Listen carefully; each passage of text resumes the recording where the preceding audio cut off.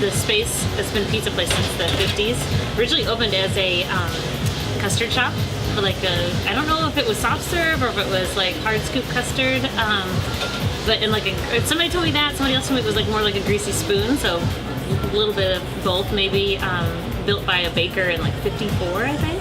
But it's been a pizza place pretty much ever since then. Like I don't think he did well. And it opened up, and we've kind of been playing around, my husband and I, with the idea of opening a bakery, and we just weren't sure on the name. We knew we wanted to be in South City because I'm all about South City, but that's, you know, a huge place. And we saw this space and like immediately thought about the name Pint Size because it's so small, and I thought it would be, you know, easy and cheap and just much more manageable to start something so tiny.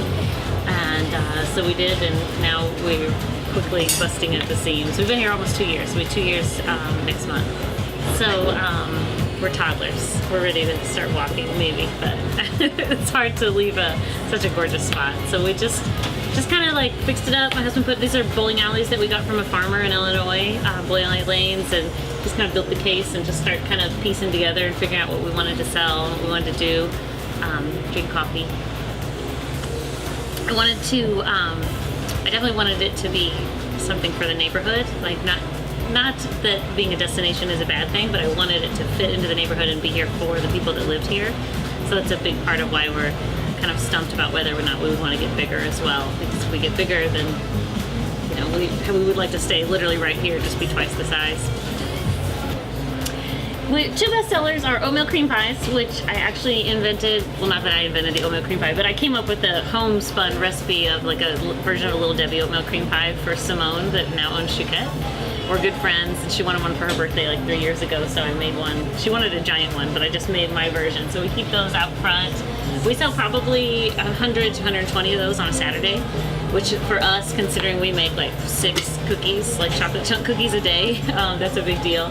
And our savory scones. We sell anywhere from 60 to 75, 80, 90 of those a day, almost every day. And I think because it's just, that's for the neighborhood people are coming in, getting that and a cup of coffee on their way to breakfast on their way to work. We get a ton of business pretty much right when we open till maybe 9. That's our biggest push every day.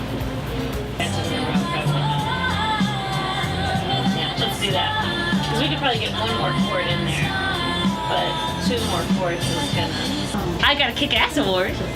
I was Kick-Ass a couple years ago. I had to take it home because it was getting very dusty, but I have it up on a shelf. We've been nominated for Best Bakery and like A-List and different things like Alive, and the RFT has been really, really supportive of us, which is cool. Like they named Ian Frobe, before he moved to the Post-Dispatch, named our oatmeal cream pies as one of the top 10 dishes of 2012, which was pretty amazing because everything else was savory food, and then our oatmeal cream pie. Like I was freaking out. I thought that was a huge honor. We also work directly with farmers. That's one of our biggest tenets, is that we work directly with farmers using farm fresh eggs and real butter and real sugar versus like bags and mixes and chemicals. We have developed some relationships and try to be seasonal, which is not something bakeries normally do. Bakeries usually offer the same thing. You want a strawberry cake, you can have strawberry cake, you know, in December or July. We try to do that only when the strawberries are ripe and fresh and at their peak. I'm lucky that I've been in the industry in St. Louis long enough that we had some media contacts, so people were very nice about getting the word out for us with Feast and Sauce and St. Louis Magazine. So we got some press out there, and then we just try to be social media boards as much as we can, just to keep people, just remind people that we're here.